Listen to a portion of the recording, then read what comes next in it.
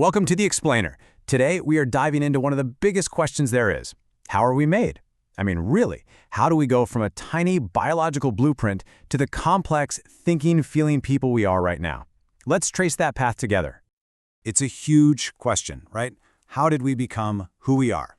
To even start to get our heads around it, we have to go way, way back to the very beginning. We're talking microscopic level, where the fundamental instructions for life are first written down. You see, every single one of us starts with a blueprint. It's this unique set of biological instructions, written in a language we're about to explore, that lays out the foundation for who we're going to be. And that whole process is called heredity. You know, when someone says you have your father's nose or your mother's laugh, that's heredity in action.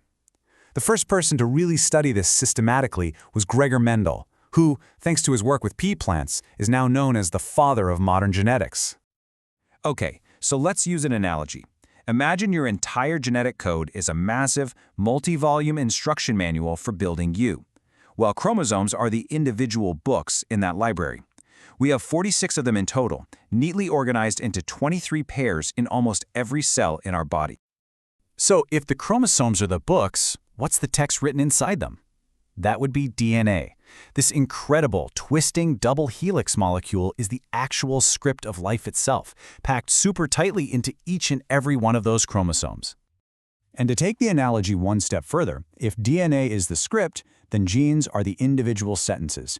Each gene is a specific instruction, a tiny segment of DNA that tells your body how to do something, everything from determining your eye color to influencing all sorts of other traits. All right, so the blueprint is there, the instructions are written, now the real construction begins. Let's look at how that genetic code actually starts to unfold through the wild stages of early life, shaping not just our bodies but our minds too.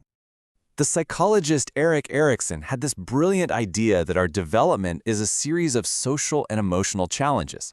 As you can see here, he mapped out life as these key conflicts we have to solve, like in our first year learning to trust the world, or as teenagers figuring out who we are. Each stage builds on the last, helping us form a healthy personality. Now here's a distinction that's super important. We often use the words growth and development interchangeably, but they're totally different. Growth is the stuff you can measure with a ruler or a scale, getting taller, gaining weight.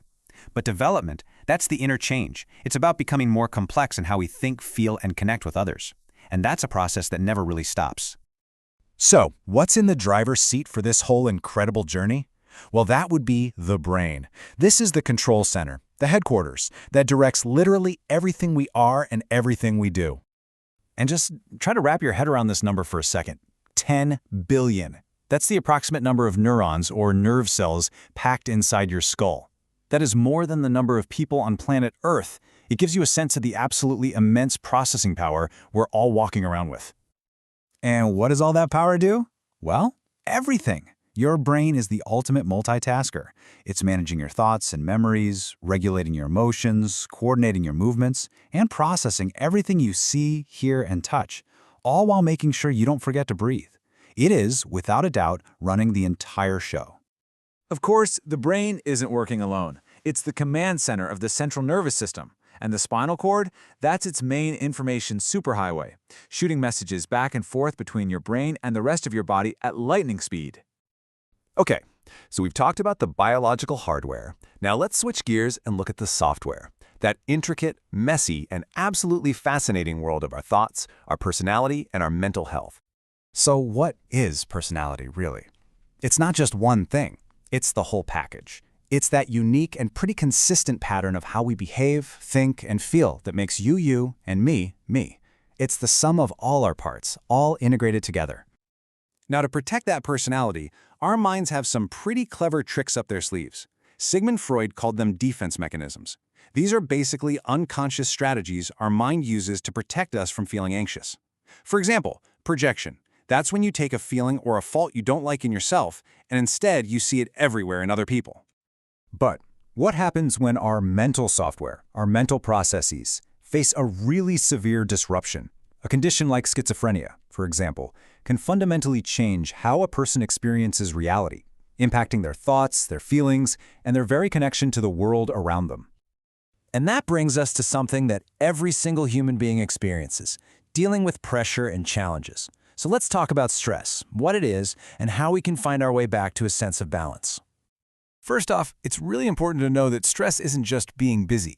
It's a very specific state. It's that feeling of mental imbalance you get when the demands of the world feel like they're bigger than your ability to handle them, and that can often lead to frustration and anxiety. And where does all this stress come from? Well, the sources are probably going to look pretty familiar to all of us. You've got money worries, pressure at work or school, conflicts with family, just trying to live up to social expectations. These are the common curveballs life throws at us that can knock our mental balance off kilter. You know, there are two key ways we cope with all this, and it's a really cool distinction. Adjustment is a psychological thing. You change your behavior to fit the situation, right? You bring an umbrella when it rains. But adaptation, that's much deeper. That's a biological change, something that helps a whole species survive over generations. Now, here's the most important takeaway. We are absolutely not powerless against stress. There are real, practical tools we can all use to manage it. Things like physical exercise to burn off tension, meditation to calm the mind, or even just reaching out and talking to friends and family. These are all proven ways to get a handle on stress and get our balance back. So there you have it. From a single strand of DNA to the vast, complex universe of the human mind. It's an absolutely extraordinary journey. We've just looked at the map, and really, that just leaves one question left for you to think about. Thanks so much for watching.